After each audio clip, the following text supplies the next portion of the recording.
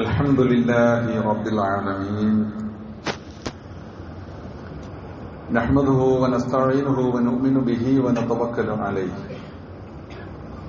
ونعوذ بالله من شرور أنفسنا ومن سيئات أعمالنا من يهده الله فلا مضل له ومن يضلل فلا هادي له وأشهد أن لا إله إلا الله وحده لا شريك له وأشهد أن محمدا عبده ورسوله أرسله بالهدى ودين الحق ليظهره على الدين كله ولو كره المشركون اللهم صل على محمد وعلى آل محمد كما صليت على إبراهيم وعلى آل إبراهيم وبارك على محمد وعلى آل محمد كما باركت على إبراهيم وعلى آل إبراهيم في العالمين إنك حميد مجيد أما بعد فإن خير الحديث كتاب الله وخير الهدي هدي محمد صلى الله عليه وسلم وشر الأمور محدثاتها وكل محدثة بدعة يا أيها الذين آمنوا اتقوا الله حق تقاته ولا تموتن إلا وأنتم مسلمون أعوذ بالله من الشيطان الرجيم بسم الله الرحمن الرحيم ولا تهنوا ولا تحزنوا وأنتم الأعلون إن كنتم مؤمنين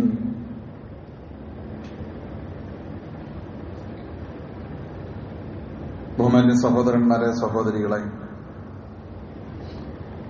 അല്ലാഹു സുബ്ഹാനഹു വ തആലയെ യഥാവിധി സൂക്ഷിച്ചുകൊണ്ട്, അല്ലാഹുവിന്റെ നിയമനിർദ്ദേശങ്ങൾ പാലിച്ചുകൊണ്ട്, അല്ലാഹുവിനെ ഭയപ്പെട്ടുകൊണ്ട് ജീവിതത്തിലുടനീളം ശ്രദ്ധയോടെ സൂക്ഷ്മതയോടെ ജീവിക്കണമെന്ന് ഒന്നാമതായി എന്നോടെന്ന പോലെ നിങ്ങളോടും ഞാൻ വസിയത്ത് ചെയ്യുന്നു. അല്ലാഹു സുബ്ഹാനഹു വ തആല ശരിയായ മുഅ്മിനീങ്ങളും മുത്തഖീങ്ങളുമായി ജീവിക്കാനും ഈമാനോടുകൂടി മരിക്കാനുമുള്ള സൗഭാഗ്യം നമുക്ക് ഏവർക്കും പ്രദാനം ചെയ്ത് നമ്മെ അനുഗ്രഹിക്കുമാറാകട്ടെ. വിശുദ്ധ റമദാനിലെ പകുതിയും പിന്നിട്ട് നമ്മളിപ്പോൾ മുന്നോട്ട് പോയിക്കൊണ്ടിരിക്കുകയാണ്. അല്ലാഹു സുബ്ഹാനഹു വ തആല നമ്മുടെ ഈ കഴിഞ്ഞുപോയ ദിനങ്ങളിലെ കർമ്മങ്ങളൊക്കെയും സ്വീകരിക്കുമാറാകട്ടെ. വീഴ്ചകളും പോരായ്മകളും സംഭവിച്ചിട്ടുണ്ടെങ്കിൽ റബ്ബ് സുബ്ഹാനഹു വ തആല നമുക്കത് പുറത്തു തരട്ടെ. നമ്മളിന്ന് 16 നോമ്പാണ്, നാളെ 17ആണ്. 17ന്റെ പ്രത്യേകത എന്താണെന്ന് നമുക്കൊക്കെ അറിയാം. ഇത് ഇസ്ലാമിക ചരിത്രത്തിലെ അതിനിർണായകമായ ഒരു സംഭവം ഉണ്ടായ ദിവസമാണ്, അഥവാ യൗമുൽ ബദ്ർ, യൗമ ബദ്ർ, ബദ്റിന്റെ ദിവസം. റമദാനിൽ, ഏതൊരു റമദാനിലും, എല്ലാ റമദാനിലും ബദ്റിനെ സംബന്ധിച്ചുള്ള ഒരു ഓർമ്മയും ഒരു ചിന്തയും ഇല്ലാതെ നമ്മുടെ നോമ്പ്, നമ്മുടെ റമദാൻ കടന്നു പോവില്ല. കാരണം അത്രക്കും പ്രാധാന്യമുള്ള ഇസ്ലാമിക ചരിത്രത്തിലെ നിർണായകവും വഴിത്തിരിവുമായ ഒരു സംഭവമാണ് ബദ്ർ എന്ന് നമുക്കറിയാം. ബദ്റിന്റെ ചരിത്രം ആവർത്തിക്കുന്നില്ല. ബദ്റിനെ സംബന്ധിച്ചുള്ള അതിന്റെ സാമാന്യമായ പാഠങ്ങൾ പറഞ്ഞും കേട്ടും വായിച്ചും ഒക്കെ നമുക്ക് നല്ല ബോധ്യമുണ്ട്. അതിലുള്ള പാഠങ്ങളെ സംബന്ധിച്ചും നമ്മൾ പലപ്പോഴും കേട്ടിട്ടുണ്ട്. 1000ഓളം വരുന്ന എല്ലാ ഒരുക്കങ്ങളോടും കൂടി വന്ന് സർവായുധ സജ്ജരായി വന്ന ഒരു സൈന്യത്തെ 300-ലധികം, 313 എന്ന് ചില റിപ്പോർട്ടുകളുണ്ട്, 313 പാവപ്പെട്ട മനുഷ്യർ, നിരായുധരായ മനുഷ്യർ, എല്ലാവരുടെയും കയ്യിൽ ഒരു വാളുപോലും വടിപോലും ചിലരുടെ കയ്യിൽ ഇല്ലാത്ത വിധം നിരായുധരായ മനുഷ്യർ നേരിട്ട് പോരാടി തോൽപ്പിച്ച കഥയാണ്. 1000 വരുന്ന സർവായുധ സജ്ജരായ സൈന്യത്തിന്റെ തലവന്മാരുൾപ്പെടെ കൊല്ലപ്പെടുകയും ബാക്കിയുള്ളവർ പിന്തിരിഞ്ഞോടുകയും ചെയ്ത ചരിത്രമാണ് ബദറിന്റെ ചരിത്രം എന്ന് പറയുന്നത്. അവിടെ നിന്ന് അങ്ങോട്ട് പിന്നെ ഇസ്ലാമിക സമൂഹത്തിന്റെ മുന്നോട്ടുള്ള പ്രയാണം. തൊട്ടടുത്ത വർഷം ഉഹദ് ഉണ്ടായി. ഉഹദ് യുദ്ധത്തിൽ സത്യവിശ്വാസികൾ മുസ്ലിങ്ങൾ വിജയിച്ചു. അത് മദീനയിലെത്തിയിട്ട് അവരെ ആക്രമിച്ചതാണ്. മദീനയിലാണ് ഉഹദ് യുദ്ധം ഉണ്ടായത്. പക്ഷെ ആ ജയിച്ചത് യുദ്ധം തോറ്റുപോകാനുണ്ടായ ചില ദൗർബല്യങ്ങളെ കുറിച്ച് പിന്നെ നമുക്ക് മനസ്സിലാവും. അതിനുശേഷം പിന്നെയും ഒരുപാട് പോരാട്ടങ്ങൾ ഉണ്ടായി. ഇസ്ലാമിനെയും മുസ്ലിങ്ങളെയും പ്രവാചകനെയും സത്യവിശ്വാസികളെയും എങ്ങനെയും ഉന്മൂലനം ചെയ്യാനുള്ള പല പടയൊരുക്കങ്ങളും അവിടെ നടന്നു. സഖ്യശക്തികളുടെ ഒരുമിച്ച് വന്നിട്ട് ഒരു പ്രവാചകൻ സല്ലല്ലാഹു അലൈഹി വസല്ലമയെയും മുസ്ലിങ്ങളെയും നേരിടാൻ വേണ്ടി വന്ന, അതാണ് അഹ്സാബ് യുദ്ധം എന്ന് പറയുന്നത്, ഖന്തഖ് യുദ്ധം എന്ന് പറയുന്നത്. അവിടെ പ്രവാചകൻ സല്ലല്ലാഹു അലൈഹി വസല്ലമയ്ക്ക് എതിരിൽ പലരും ഉണ്ടായിരുന്നു. മദീനയിലെ ജൂതന്മാരും കപടവിശ്വാസികളും മക്കയിൽ നിന്ന് വന്നവരും അങ്ങനെ പലരും ചേർന്നിട്ടാണ്. അതുകൊണ്ട് അഹ്സാബ് എന്ന് പറയുന്നത് സൈന്യങ്ങളാണ്, ഒരു സൈന്യമല്ല. അങ്ങനെ വന്നു, അതിനെയും തരണം ചെയ്തു. പിന്നെ ഒരുപാടുണ്ടായി. ഹുനൈനുണ്ടായി, അതുപോലെ മറ്റു യുദ്ധങ്ങളുണ്ടായി. തബൂക്ക് ഉണ്ടായി. തബൂക്ക് എന്ന് പറയുന്നത് മദീനയിൽ നിന്ന് ഏതാണ്ട് 500 കിലോമീറ്റർ ദൂരെ യാത്ര ചെയ്തു പോയിട്ട് അവിടെയാണ്. പക്ഷെ നേർക്കുനേരെയുള്ള യുദ്ധം നടന്നില്ലെങ്കിലും അവിടെ നിന്ന് നിഷേധികൾ അല്ലെങ്കിൽ റോമാ സൈന്യം അവര് പിന്തിരിഞ്ഞു പോയി എന്നതുകൊണ്ട്. പക്ഷെ വലിയ ത്യാഗം ആ ഒരു യാത്രക്ക് വേണ്ടിയും ആ ഒരുക്കത്തിന് വേണ്ടിയും ഉണ്ടായിരുന്നു. അപ്പൊ ഇങ്ങനെയുള്ള ബദർ മുതൽ ഇങ്ങനെ തുടങ്ങിയിട്ട് ഒരുപാട് മുന്നോട്ടുള്ള പ്രയാണത്തിൽ ഒരുപാട് ഏറ്റുമുട്ടലുകൾ, സംഘട്ടനങ്ങൾ, പോരാട്ടങ്ങൾ, യുദ്ധങ്ങൾ, പ്രതിസന്ധികൾ, പ്രയാസങ്ങൾ, അതിനെയൊക്കെ മറികടന്ന് മുന്നോട്ട് പോയിട്ട് അവസാനം റസൂലുള്ളാഹി സ്വല്ലല്ലാഹു അലൈഹി വസല്ലം തിരുമേനി ഈ ലോകത്തോട് വിട പറയുന്ന സന്ദർഭമായപ്പോഴേക്കും ഏതാണ്ട് എല്ലാ വിമർശനങ്ങളും അല്ലെങ്കിൽ എല്ലാ അർത്ഥത്തിലുള്ള പ്രതിരോധങ്ങളും അല്ലെങ്കിൽ എല്ലാ അർത്ഥത്തിലുള്ള ശത്രു നീക്കങ്ങളും ഏതാണ്ട് അവസാനിച്ച ഒരവസ്ഥയിൽ സ്വസ്ഥമായി ശാന്തമായി ഇസ്ലാമിക സമൂഹം ജീവിക്കുകയും ഇസ്ലാമിക പ്രബോധന പ്രവർത്തനങ്ങൾ നടക്കുകയും റസൂലുള്ളാഹി സ്വല്ലല്ലാഹു അലൈഹി വസല്ലം തിരുമേനി സ്വപ്നം കണ്ടതും ആഗ്രഹിച്ചതുമായ രൂപത്തിലുള്ള ഒരു ഇസ്ലാമിക് സ്റ്റേറ്റ് രൂപം കൊള്ളുകയും ചെയ്ത കാര്യം നമുക്കറിയാം. ഏതാണ്ട് 30 ലക്ഷത്തോളം ചതുരശ്ര കിലോമീറ്റർ വിസ്തീർണത്തിലാണ് അന്ന് അവിടെ ആ രാഷ്ട്രം സ്ഥാപിതമായത്. ദാറുൽ ഇസ്ലാം മദീന കേന്ദ്രീകരിച്ചുകൊണ്ട് റസൂലുള്ളാഹി സ്വല്ലല്ലാഹു അലൈഹി വസല്ലം തിരുമേനി സ്ഥാപിച്ച ആ രാഷ്ട്രം തിരുമേനി സ്വല്ലല്ലാഹു അലൈഹി വസല്ലം ലോകത്തോട് വിട പറഞ്ഞപ്പോ അതിനുശേഷം പിന്നീട് ആ ഉത്തരവാദിത്തം ഏറ്റെടുത്തുകൊണ്ട് ഖലീഫമാര് മുമ്പോട്ട് വന്നു. അബൂബക്കർ സിദ്ദീഖ് റളിയല്ലാഹു അൻഹു അത് പിന്നെയും വികസിച്ചു. 2-2.5 വർഷമേ അദ്ദേഹം ഖലീഫയായിട്ട് പ്രവർത്തിച്ചിട്ടുള്ളൂ. പക്ഷേ അത് വികസിച്ചു. ഉമർ റളിയല്ലാഹു അൻഹു പിന്നെ അത് നന്നായി വികസിപ്പിച്ചു. ഇസ്ലാമിന്റെ മുമ്പിൽ അന്നത്തെ പ്രബലരായ ശക്തികൾ, സാമ്രാജ്യ ശക്തികൾ, അവര് കാലിടറി വീണു മുട്ടുകുത്തി. ഒരു ഭാഗത്ത് പേർഷ്യൻ സൈന്യം, മറുഭാഗത്ത് റോമൻ സൈന്യം. റോമ സാമ്രാജ്യം കൈയടക്കി വെച്ചിരുന്ന പ്രദേശങ്ങളൊക്കെ, ഈജിപ്ത് മുതലുള്ള പ്രദേശങ്ങളൊക്കെ ഉമർ ഫാറൂഖ് റളിയല്ലാഹു അൻഹുവിന്റെ കാലത്ത് ഇസ്ലാമിലേക്ക് വന്നു. ഈജിപ്ത്, ബിലാദുശ്ശാം എന്ന് പറയുന്ന പ്രദേശം, അഥവാ ഇന്നത്തെ ഫലസ്തീൻ, ലബനാൻ, സിറിയ ഒക്കെ ഉൾപ്പെടുന്ന പ്രദേശം, അതിനപ്പുറത്ത് ഈജിപ്ത്, ഇതൊക്കെയും ഈ ദാറുൽ ഇസ്ലാമിന്റെ ഭാഗമായി മാറി. മറുഭാഗത്ത് പേർഷ്യ എന്നറിയപ്പെടുന്ന ഇന്നത്തെ ഇറാഖ്, ഇറാൻ പോലെയുള്ള പ്രദേശങ്ങളൊക്കെ, അങ്ങനെ ജസീറത്തുൽ അറബ് മുതൽ ഇങ്ങനെ കടന്നു വന്ന് ഇങ്ങനെ ബഹ്റൈൻ വരെ, ഒമാൻ, ബഹ്റൈൻ, ഇങ്ങനെ കിടക്കുന്ന അതിവിശാലമായി കിടക്കുന്ന ഒരു ലോകം. പിന്നെയും കുറച്ചു കാലം കൂടി മുമ്പോട്ട് പോയപ്പോൾ ഉസ്മാൻ ഇബ്നു അഫ്ഫാൻ റളിയല്ലാഹുവിന്റെ കാലത്ത്, അലി റളിയല്ലാഹുവിന്റെ കാലത്ത്, പിന്നെ ഇസ്ലാമിക ഖിലാഫത്തിന്റെ കാലഘട്ടങ്ങളിൽ ഇങ്ങനെ അത് മുന്നോട്ട് പോയിട്ട് ലോകത്തിന്റെ 1/3 ഭാഗവും ഈ ദാറുൽ ഇസ്ലാമിന്റെ ഭാഗമായി മാറുകയും ഇസ്ലാമിക ലോകത്തിന്റെ ഭാഗമായി മാറുകയും ഇസ്ലാം അത്രമാത്രം വികാസം പ്രാപിച്ചൊരവസ്ഥ ഉണ്ടാവുകയും ചെയ്തു. നമുക്കറിയാം, ഇസ്ലാമിക ഖിലാഫത്ത് ലോകത്ത് 13 നൂറ്റാണ്ട് നിലനിന്നിട്ടുണ്ട്. 13 നൂറ്റാണ്ട് റസൂലുള്ളാഹി സ്വല്ലല്ലാഹു അലൈഹി വസല്ലം തിരുമേനി മദീനയിൽ സ്ഥാപിച്ച ആ ദാറുൽ ഇസ്ലാം, അതിനുശേഷം ഖലീഫമാരിലൂടെ തുടർന്ന് ആ ഖിലാഫത്ത് 13 നൂറ്റാണ്ട് കാലം ലോകത്ത് നിലനിൽക്കുകയും അപൂർവം ചില ഘട്ടങ്ങളിൽ അതിന് ചില ഇടർച്ചകളും പതർച്ചകളൊക്കെ ഉണ്ടായെങ്കിലും മൊത്തത്തിൽ നോക്കിയാൽ ലോകത്ത് നയിക്കുകയും ഭരിക്കുകയും ചെയ്തുകൊണ്ട് ലോകത്തിന് വഴിയും മാർഗവും കാണിച്ചുകൊണ്ട് ഈ ഖിലാഫത്ത് മുന്നോട്ട് പോവുകയും ചെയ്ത ചരിത്രമാണ് നമുക്ക് കാണാൻ സാധിക്കുക. അതിലൂടെ ഉണ്ടായത് എന്താണെന്ന് ചോദിച്ചാൽ, അന്തസ്സും അഭിമാനവും ഇല്ലാതിരുന്ന ഒരു ജനസമൂഹം അവര് ലോകത്തിന്റെ നേതാക്കളായി. അന്തസ്സും അഭിമാനവും ഇല്ലാതിരുന്ന, ഒന്നിനും പറ്റാതിരുന്ന അറബികളുടെ ചരിത്രത്തെ സംബന്ധിച്ച്, നാഗരികതയെ സംബന്ധിച്ചൊന്നും ആരും എഴുതിയിട്ടില്ല.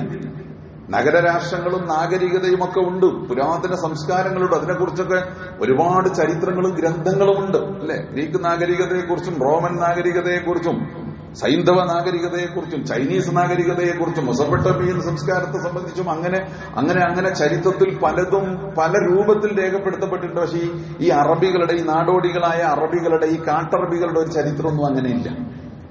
അവർക്ക് അങ്ങനെ ഒരു അടിസ്ഥാന, ഒരു നഗര രാഷ്ട്രം പോലും ഇല്ല. കുറെ ഗോത്രങ്ങൾ, ഓരോ ഗോത്രം അത് തന്നെയാണ്.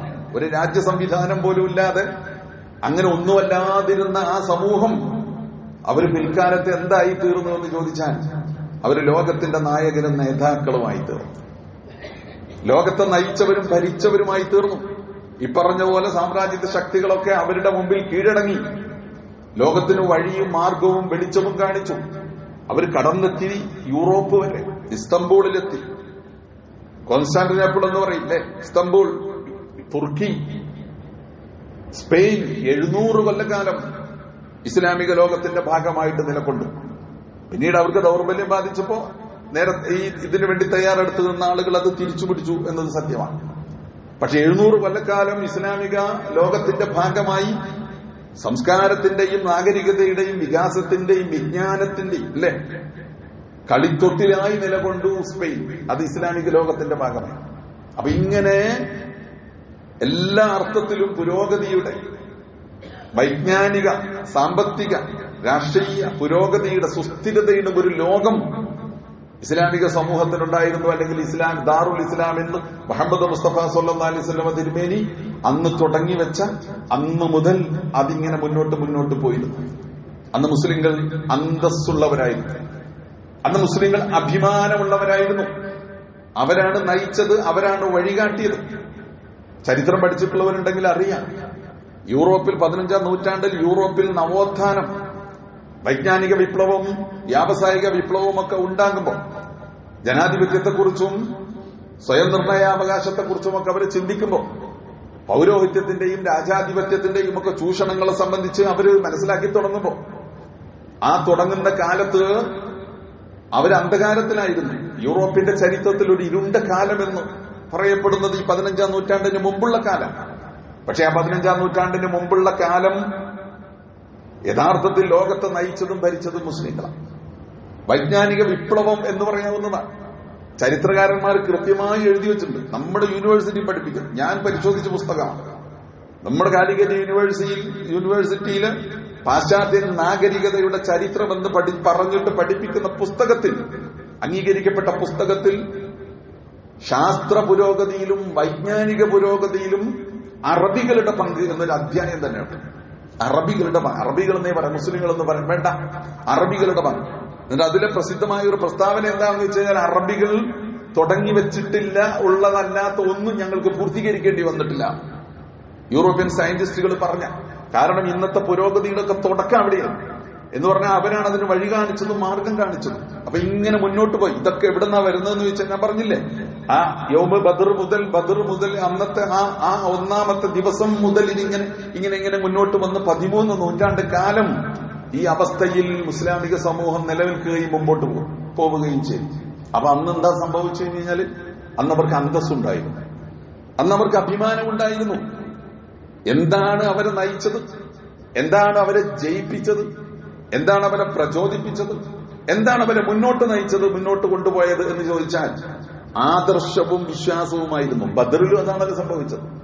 ബദറിൽ എന്താ സംഭവിച്ചത്? ഖദ് കാന ലക്കും ആയത്തുൻ ഫീ ഫിഅത്തൈൻ ഇൽതഖതാ ഫിഅത്തുൻ തുഖാതിലു ഫീ സബീലില്ലാഹ് വഉഖറാ കാഫിറത്തുൻ യറൗനഹും മിസ്ലൈഹിം റഅയൽ ഐൻ വല്ലാഹു യുഅയ്യിദു ബിനസ്രിഹി മൻ യശാ ഇന്ന ഫീ ദാലിക ലഇബ്റതൻ ലിഉലിൽ അബ്സാർ. രണ്ട് പരസ്പരം ഏറ്റുമുട്ടിയ രണ്ട് സംഘത്തിൽ, രണ്ട് സൈന്യത്തിൽ, രണ്ട് ഗ്രൂപ്പിൽ നിങ്ങൾക്ക് പാഠമുണ്ട്. ഫിയത്തുൻ തുഖാതിലു ഫീ സബീലില്ലാഹ്, ഒരു വിഭാഗം യുദ്ധം ചെയ്യുന്നത് അള്ളാഹുവിന്റെ മാർഗത്തിലാണ്. വഉഖ്റാ കാഫിറത്തുൻ, മറ്റേത് നിഷേധികളുടെ കൂട്ടമാണ്. യറൗനഹും മിസ്ലൈഹിം റഅയൽ ഐൻ, കണ്ടാൽ ഇവർക്ക് ഇരട്ടിയുണ്ടെന്ന് നിങ്ങൾക്ക് തോന്നി. ഇരട്ടിയല്ല, അതിൽ കൂടുതലുണ്ട്. പക്ഷെ വല്ലാഹു യുഅയ്യിദു ബിനസ്രിഹി മൻ യശാ, അല്ലാഹു സുബ്ഹാനഹു വ തആല അവൻ ഉദ്ദേശിക്കുന്നവരെ അവന്റെ സഹായം കൊണ്ട് ശക്തിപ്പെടുത്തും. അള്ളാഹു ഉദ്ദേശിക്കുന്നവരെ അവന്റെ സഹായം കൊണ്ട് ശക്തിപ്പെടുത്തും. ഇന്ന ഫീ ദാലിക ലഇബ്റതൻ ലിഉലിൽ അബ്സാർ, ചിന്തിക്കുന്നവർക്ക് ഇതിൽ പാഠമുണ്ട്. അപ്പൊ അള്ളാഹു സുബ്ഹാനഹു വ തആല അവന്റെ സഹായം കൊണ്ട് ശക്തിപ്പെടുത്തി ബദർ. അങ്ങനെ പിന്നെ മുന്നോട്ട് പോയ സന്ദർഭങ്ങളിലും സാഹചര്യങ്ങളിലൊക്കെ അള്ളാഹുവിന്റെ സഹായം കൊണ്ട് വിശ്വാസികൾ ശക്തരായി അവർ മുമ്പോട്ട് പോയി.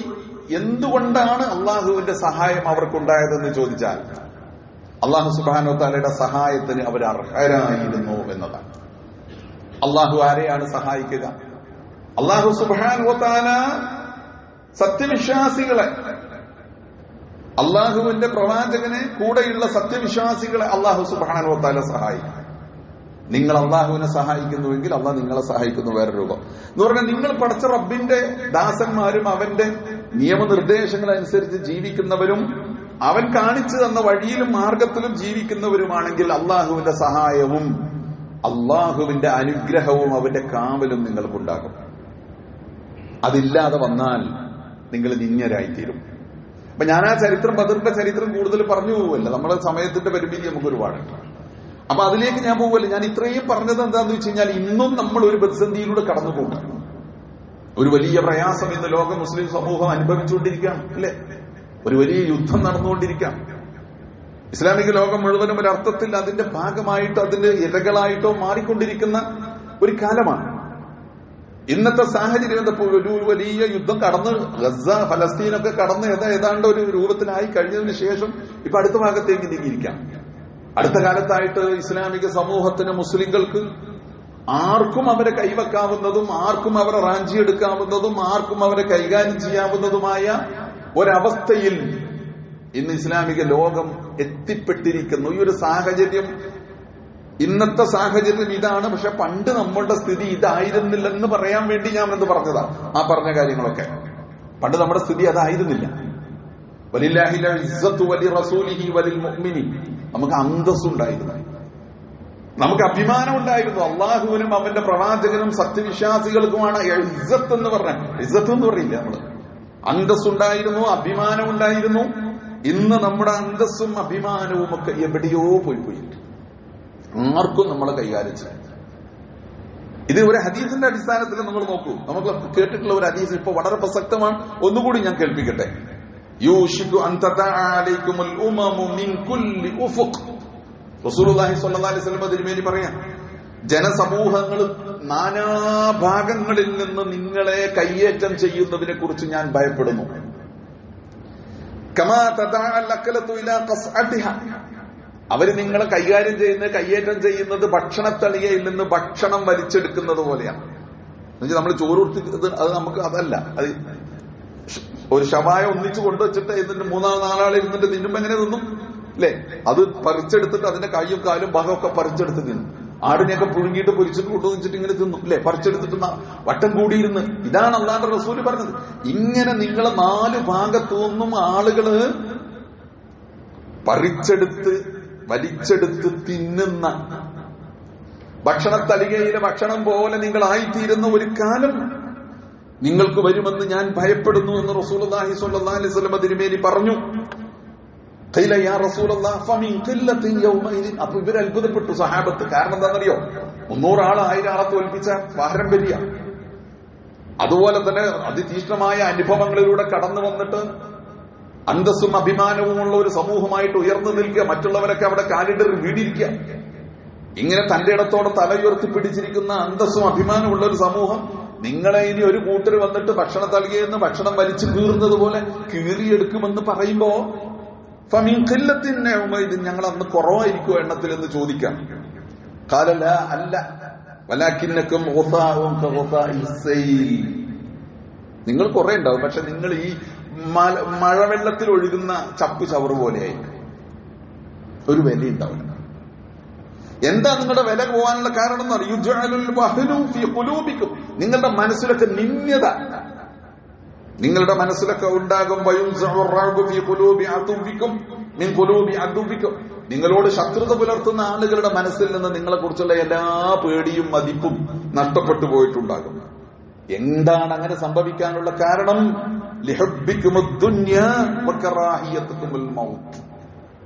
നിങ്ങളുടെ ദുനിയാവിനോടുള്ള പ്രേമവും സ്നേഹവുമാണ് അതിന്റെ കാരണം.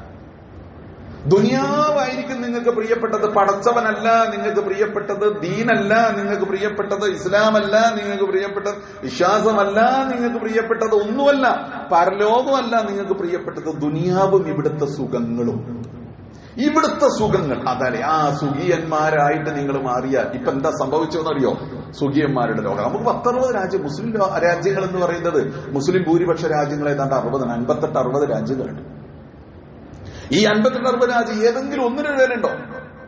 ഒരല്പം ഉണ്ടായിരുന്നത് എല്ലാ പ്രതികൂല സാഹചര്യത്തിലും വിശ്വാസത്തിന്റെ കരുത്തുകൊണ്ട് അവരുടെ അന്തസ് കാണിച്ചു ഗസ, ഫലസ്തീൻ. പിന്നിപ്പോ ഉണ്ടായിരുന്നത് മുസ്ലിം ലോകത്ത് അഭിപ്രായ വ്യത്യാസം നമുക്കുണ്ട്. ഷിയാക്കളാണെന്ന് പറയും, അവരോട് നമുക്ക് വിശ്വാസപരമായും കർമ്മശാസ്ത്രത്തിലൊക്കെ വ്യത്യസ്ത അഭിപ്രായമുണ്ട്. എന്നാലും മുസ്ലിം ലോകത്തിന്റെ ഭാഗമായിട്ട് അവർ അംഗീകരിക്കപ്പെട്ടിരിക്കുന്നു അല്ലെ. അവിടെ കുറച്ചുണ്ടായിരുന്നു, ഒരുപാട് കാലമായിട്ട് അവർ പ്രതിരോധത്തിലാണ്. അതായത് അവർക്കെതിരെ ഉപരോധമുണ്ട്. ഒരുപാട് കാലമായിട്ട് പുറത്തുനിന്ന് ഒരു ഇമ്പാണി പോലും വാങ്ങാൻ പറ്റാത്ത വിധം അവർ ഉപരോധിക്കപ്പെട്ടില്ല. എന്നിട്ടും അവർ അവിടെ തന്നെ നിന്നിട്ട് ഒരുപാട് ഒരുക്കങ്ങൾ അവർ നടത്തിക്കൊണ്ടിരുന്നു. അപ്പൊ അവർക്കും ചെറിയ അന്തസ്സുണ്ടായിരുന്നു. അപ്പൊ അതുകൂടി കൈകാര്യം ചെയ്യാനാണ് ഇപ്പൊ വന്നത്. അതിനപ്പുറത്തും ഇപ്പുറത്തും നിൽക്കുന്ന, അതിന് ചുറ്റും നിൽക്കുന്ന, ഞാൻ മുമ്പ് പറഞ്ഞിട്ടുണ്ട്, ഗസയെ ആക്രമിച്ചുകൊണ്ടിരിക്കുമ്പോ അതിന് ചുറ്റും വളഞ്ഞു നിന്നിട്ട് നോക്കി, കൈയും കെട്ടി നോക്കി നിന്നിട്ട് അതിനുള്ളിൽ കൂടെ മറ്റുള്ളവർക്ക് സൗകര്യം ചെയ്തു കൊടുത്തവർ ആരാന്നറിയോ? അതാണ് ഈ സുഖിയന്മാരുടെ ലോകം എന്ന് പറയുന്നത്. വ്യക്തിപരമായിട്ട് ആക്ഷേപിക്കല്ലോ, നമ്മുടെ അത് ഉമ്മത്തിന്റെ ഒരു അവസ്ഥയാണ്. സുഖിയന്മാരിലെ അടിച്ചു പൊളിച്ച് ജീവിക്കുക. രാജാക്കന്മാരും അധികാര കൊതിയന്മാരും സ്ഥാനമാനങ്ങളിൽ വിഹരിക്കുന്നവരും ദുനിയാവിലെ എല്ലാ സുഖങ്ങളും ഈ ദുനിയാവിനെ സ്വർഗമായിട്ട് കണ്ട് അങ്ങനെ ഹുബ്ബു ദുനിയാ, ദുനിയാവിനോടുള്ള ഈ പ്രേമമുണ്ടല്ലോ, ഈ മോഹമുണ്ടല്ലോ, ഇത് നിങ്ങളെ നിന്ദ്യരാക്കും. അതുകൊണ്ട് മറ്റുള്ളവരുടെ കക്ഷത്തിൽ പോയി തലവെച്ച് അവരുടെ അടിമപ്പടി എടുത്തുകൊണ്ടിരിക്കും. ഇപ്പൊ നോക്ക്, സ്വന്തം സുരക്ഷിതത്വത്തിന് വേണ്ടി ഏൽപ്പിച്ചിരിക്കുന്ന എല്ലായിടത്തും സൈനിക ക്യാമ്പ് കൊടുത്തിരിക്കുക. ആരെ ഏൽപ്പിച്ചിരിക്കുന്നു? ഈ പറഞ്ഞ ആളുകളെ ഏൽപ്പിച്ചിരിക്കുക. അവർ ആത്മാർത്ഥമായിട്ട് നീതിപൂർവം അത് പ്രവർത്തിക്കുമോ? അവർ ഗുണകാംക്ഷികളാണോ? അവർ ഗുണകാംക്ഷയോടുകൂടി പ്രവർത്തിക്കുക. കിട്ടുന്ന ഒന്നാമത്തെ അവസരത്തിൽ ഇവരവർ കൈകാര്യം ചെയ്യൂലേ. പക്ഷെ അവരെ ഏൽപ്പിച്ച് ഇവർ ഭദ്രമായിട്ട് കിടന്നുറങ്ങാം. ഇതാണ് നമ്മുടെ അവസ്ഥ, നമ്മുടെയും അവസ്ഥ അത് തന്നെയാണ്. അപ്പൊ ഈ അവസ്ഥ നിങ്ങൾക്കുണ്ട്. ദുനിയാവിനോടുള്ള സ്നേഹവും മരണത്തെക്കുറിച്ച് നിങ്ങളുടെ പേടിയും വെറുപ്പും നിങ്ങൾക്ക് ഇഷ്ടമല്ല. മരിക്കാൻ, മരണത്തെ ഓർമ്മിപ്പിക്കുന്ന പോലും ഇഷ്ടമല്ല. ദുനിയാവിനോടുള്ള സ്നേഹം, ഈ നിന്ദ്യത നിങ്ങളെ പിടികൂടിയിരിക്കുന്നു. നിന്ദ്യത നിങ്ങളെ പിടികൂടിയതുകൊണ്ട് നിങ്ങൾക്ക് രക്ഷയില്ല. നിങ്ങളുടെ ഇജ്ജത്ത് എന്ന് പറയുന്നത്, നിങ്ങളുടെ അന്തസ് എന്ന് പറയുന്നത് ഇസ്ലാം കൊണ്ട്, ദീന് കൊണ്ട് ഉണ്ടായ ഇജ്ജത്താണ്. ഉമർ റളിയല്ലാഹു അൻഹു പറയുന്നില്ലേ, നഹ്നു ഖൗമുൻ അസ്സനല്ലാഹു ബിൽ ഇസ്ലാം ഫമഹ്മ ബതഗൈനാ അൽ ഇസ്സത ഫീ ഗൈരിഹി അദല്ലനല്ലാഹ്. ഉമർ റളിയല്ലാഹു അൻഹു പറഞ്ഞതാ, അല്ലാഹു തആല ഇസ്ലാം കൊണ്ടാണ് നമുക്ക് ഇജ്ജത്ത് തന്നത്. ദീനാണ് നമുക്ക് അന്തസ്സും അഭിമാനം തന്നത്. ദീൻ മുറുകെ പിടിച്ച് നമ്മൾ ജീവിച്ച കാലത്ത് നമുക്ക് അന്തസ്സും അഭിമാനം ഉണ്ടായത്. അതല്ലാത്ത ഒന്നിൽ നമ്മൾ ഇജ്ജത്ത് തേടിയാൽ, അന്തസ് തേടിയാൽ, മറ്റു മാർഗങ്ങൾ നമ്മൾ അന്വേഷിച്ചാൽ അല്ലാഹു സുബ്ഹാനഹു വ തആല നമ്മളെ നിന്ദിക്കും എന്ന കാര്യത്തിൽ തർക്കമില്ല. അതാണ് ഇവിടെ സംഭവിച്ചിരിക്കുന്നത്. അപ്പൊ ഞാൻ അവസാനിപ്പിച്ചുകൊണ്ട് പറയുന്നത് എന്താണെന്നറിയോ? ഇന്നത്തെ ഈ നമ്മുടെ അവസ്ഥയല്ലേ നമ്മളായി ഉണ്ടാക്കിയെടുത്തിട്ടുള്ളതാണ്. ഇസ്ലാമിക ലോകത്തിന്റെ ഇന്നത്തെ അവസ്ഥയ്ക്ക് കാരണം ഇസ്ലാമിക ലോകം തന്നെയാ. തിരിച്ചുപോക്ക് നടക്കണം, ഒരു വീണ്ടെടുപ്പ് സാധ്യമാകണം. വീണ്ടെടുപ്പ് സാധ്യമാകണമെങ്കിൽ എന്താണെന്നറിയോ? ഇമാം മാലിക് റളിയല്ലാഹു അൻഹുവിന്റെ ഒരു പ്രസ്താവനയുണ്ട്, വലാ യുസ്ലിഹു ആഖിറു ഹാദിഹിൽ ഉമ്മത്തി ഇല്ലാ മാ സുലഹ അവ്വലുഹാ. ഈ ഉമ്മത്തിന്റെ ആദ്യകാലം എങ്ങനെ നന്നായോ അതുപോലെ ഇതിന്റെ അവസാന കാലം നന്നാവുള്ളൂ. ആദ്യകാലത്ത് നമ്മളെ നന്നായത് എന്താണെന്നറിയോ? എങ്ങനെ നന്നായെന്നറിയോ? എങ്ങനെ നമുക്ക് ഇജ്ജത്ത് ഉണ്ടായതെന്നറിയോ? ദീനിനെ മുറുകെ പിടിച്ചതുകൊണ്ടാണ്, പടച്ചവനെ മുറുകെ പിടിച്ചതുകൊണ്ടാണ്, അള്ളാഹുവിന്റെ ദീനിന്റെ മാർഗത്തിൽ ത്യാഗപൂർണമായി ജീവിക്കാൻ ശ്രദ്ധിച്ചതുകൊണ്ടാണ്, പരലോകത്തിന് ദുനിയാവിനേക്കാളും പ്രാധാന്യം കൊടുത്തുകൊണ്ട് ജീവിച്ചതുകൊണ്ടാണ്, മൂല്യങ്ങളെ മുറുകെ പിടിച്ചതുകൊണ്ടാണ്. അങ്ങനെ പഠിച്ചും വിവരമുണ്ടാക്കിയും വിദ്യാഭ്യാസം നേടിയും നമ്മൾ മുമ്പോട്ട് പോയതുകൊണ്ടാണ് ഇന്ന് അതിൽ നിന്നൊക്കെ പുറകോട്ട് പോയിട്ട് വെറും സുഖിയന്മാരും ഭൗതികന്മാരുമായി നമ്മൾ മാറിയപ്പോ നമ്മൾ നിന്ദ്യരായി മാറിയിരിക്കുന്നു. ഈ നിന്ദതയുടെ പരിഹാരം എന്ന് പറയുന്നത് നമ്മുടെ അടിസ്ഥാനത്തിലേക്ക് നമ്മൾ തിരിച്ചു പോകലും മാത്രമാണെന്ന് ഈ ബദർ ദിനത്തിന്റെ പശ്ചാത്തലത്തിൽ നമ്മൾ ഓർക്കണമെന്ന് മാത്രമാണ് ഈ സമയത്ത് എനിക്ക് പറയാനുള്ളത്. അല്ലാഹു സുബ്ഹാനഹു വ തആല നമ്മളെ അനുഗ്രഹിക്കുമാറാകട്ടെ. പടച്ച റബ്ബ് ഇന്നത്തെ ഈ പരീക്ഷണം, വലിയൊരു പരീക്ഷണത്തിലൂടെ നമ്മൾ കടന്നു പോകുന്നല്ലേ.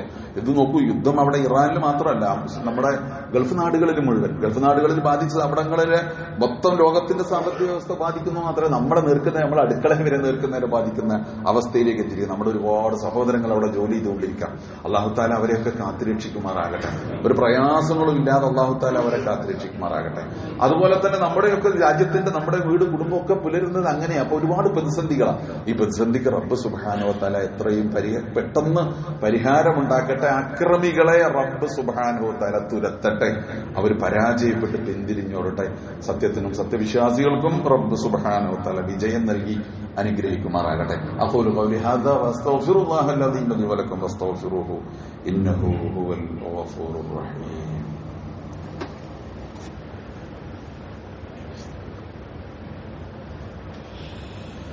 അൽഹംദുലില്ലാഹ് അല്ലദീ ഹദാനാ ലിഹാദാ വമാ കുന്നാ ലിനഹ്തദിയ ലൗലാ അൻ ഹദാനാ അല്ലാഹ്. اللهم صل على محمد وعلى آل محمد أيها المؤمنون أوصيكم عباد الله وإياي ثانيا بتقوى الله. അള്ളാഹു സൂക്ഷിച്ചുകൊണ്ട് ജീവിക്കാൻ ഒന്നുകൂടി ഓർമ്മപ്പെടുത്താം. അള്ളാഹു സുബ്ഹാനഹു വ തആല നമ്മളെ അനുഗ്രഹിക്കുമാറാകട്ടെ. പ്രിയമുള്ളവരെ, നമ്മൾ റമദാനിൽ നിന്ന് പറഞ്ഞില്ലേ, കടന്നുപോയിക്കൊണ്ടിരിക്കുകയാണ് കേട്ടോ. കഴിഞ്ഞുപോയ ദിവസങ്ങളൊക്കെ എങ്ങനെയുണ്ട് എന്നൊന്ന് ആലോചിച്ചു എന്തെങ്കിലും വീഴ്ചകളോ പോരായ്മകളോ ഉണ്ടെങ്കിൽ തിരുത്താം. ഉഷാറാണെന്ന് തോന്നുന്നുണ്ടെങ്കിൽ കൂടുതൽ ഉഷാറാകാം. പോരാൻ തോന്നുകയാണെങ്കിൽ ആ പോരായ്മകളൊക്കെ പരിഹരിച്ച് ബാക്കിയുള്ള ദിനങ്ങളെ രാവും പകലും ഒരേപോലെ നല്ല രൂപത്തിൽ ഉപയോഗപ്പെടുത്താൻ നമ്മൾ ഓരോരുത്തരും ശ്രദ്ധിച്ചുകൊണ്ടിരിക്കണം. റബ്ബ് സുബ്ഹാനഹു വ തആല നമ്മളെ തുണക്കുമാറാകട്ടെ. നമുക്കതിനുള്ള സന്മനസ്സും തൗഫീഖും റബ്ബ് സുബ്ഹാനഹു വ തആല പ്രദാനം ചെയ്യുമാറാകട്ടെ. നമ്മുടെ കൂട്ടത്തിൽ നിന്ന് വിട്ടുപിരിഞ്ഞു പോയ ആളുകളുണ്ട്. പ്രത്യേകിച്ച് നമ്മുടെ കെ വി ഉമർ സാഹിബിലെ അദ്ദേഹം ഈയിടെ ഇന്നലെയാണ് നമ്മുടെ ജനാസ മറവ് ചെയ്തത്. ആ മരണത്തിന്റെ സാഹചര്യങ്ങളൊക്കെ നമുക്കറിയാം. അദ്ദേഹത്തെ കുറിച്ചൊക്കെ എന്നെക്കാൾ നിങ്ങൾക്കറിയാം അല്ലെ. ഒരുപാട് നല്ല കാര്യങ്ങളിലൊക്കെ പങ്കുവഹിച്ച ഒരുപാട് മനുഷ്യർക്കൊക്കെ പ്രിയപ്പെട്ടവനായ അതുപോലെ മറ്റു പലരും അല്ലാഹു തആല അവർക്കൊക്കെയും മഗ്ഫിറത്ത് നൽകുമാറാകട്ടെ, മർഹമത്ത് നൽകുമാറാകട്ടെ. അല്ലാഹുവേ, ഞങ്ങളെ അനുഗ്രഹിക്കണേ തമ്പുരാൻ. ഞങ്ങളുടെ പാവങ്ങൾ പുറത്തു തരണേ നാഥ. ആയുസ്സും ആരോഗ്യവും നൽകണേ റബ്ബേ. ഈ റമദാനിൽ ഞങ്ങളെ അനുഗ്രഹിക്കണേ തമ്പുരാൻ. ഏറ്റവും നല്ല രൂപത്തിൽ ഈ മാസത്തെ ഉപയോഗപ്പെടുത്തി അനുഗ്രഹീതരാവാൻ ഞങ്ങൾക്ക് തുണ നൽകണേ റബ്ബേ. ഞങ്ങളുടെ രോഗികൾക്ക് ശിഫ നൽകണേ റബ്ബേ. ഈ ഇരിക്കുന്നവരുടെ കൂട്ടത്തിൽ ഒരുപാട് പേർക്ക് പല രോഗങ്ങളാണ്, വിഷമങ്ങളാണ്. വീടുകളിൽ പലരും വിഷമിച്ച് കിടക്കുകയാണ്. ആശുപത്രികളിൽ പലരും ചികിത്സയിലാണ്. നാഥ, നീയാണ് ശിഫ നൽകുന്നവൻ. എല്ലാ രോഗങ്ങൾക്കും ശിഫ നൽകുന്നവൻ നീയാണ് റബ്ബേ. നീ ശിഫ നൽകി അനുഗ്രഹിക്കണേ തമ്പുരാനെ. ഞങ്ങളുടെ കൂട്ടത്തിൽ നിന്ന് പിരിഞ്ഞുപോയ മരണപ്പെട്ടുപോയ ഞങ്ങളുടെ സഹോദരങ്ങൾക്കും ബന്ധുമിത്രാദികൾക്കും മാതാപിതാക്കൾക്കും ഞങ്ങളുടെ നേതാക്കൾക്കും നീ മഗ്ഫിറത്ത് നൽകണേ തമ്പുരാനെ, മർഹമത്ത് നൽകണേ തമ്പുരാനെ. ഞങ്ങളുടെ പ്രിയപ്പെട്ടവരോടൊപ്പം നിന്റെ സ്വർഗത്തിൽ ജന്നാത്തുൽ ഫിർദൗസിൽ ഞങ്ങൾ ഒരുമിച്ച് കൂട്ടണേ തമ്പുരാൻ. അല്ലാഹുമ്മ ഗ്ഫിർ ലിൽ മുഅ്മിനീന വൽ മുഅ്മിനാത്ത് വൽ മുസ്ലിമീന വൽ മുസ്ലിമാത്ത് അൽ അഹ്യാഇ മിൻഹും വൽ അംവാത് ഇന്നക മുജീബുദ് ദഅവാതി യാ ഖാദിൽ ഹജാത് طيب ثراهم واجعل الجنة مأوانا ومأواهم اللهم أجرنا من النار اللهم أجرنا ووالدينا من النار اللهم أعز الإسلام والمسلمين وأذل الشرك والمشركين ودمر أعداءك وأعداء الدين اللهم احفظ المسلمين في كل مكان اللهم انصر المسلمين في كل مكان في غزة وفلسطين وإيران وسائر العالم يا رب العالمين ربنا آتنا في الدنيا حسنة وفي الآخرة حسنة وقنا عذاب النار ربنا اغفر لنا ولإخواننا الذين سبقونا بالإيمان ولا تجعل في قلوبنا غلا للذين آمنوا ربنا إنك رؤوف رحيم وصلى الله على محمد وآله وصحبه وسلم والحمد لله رب العالمين.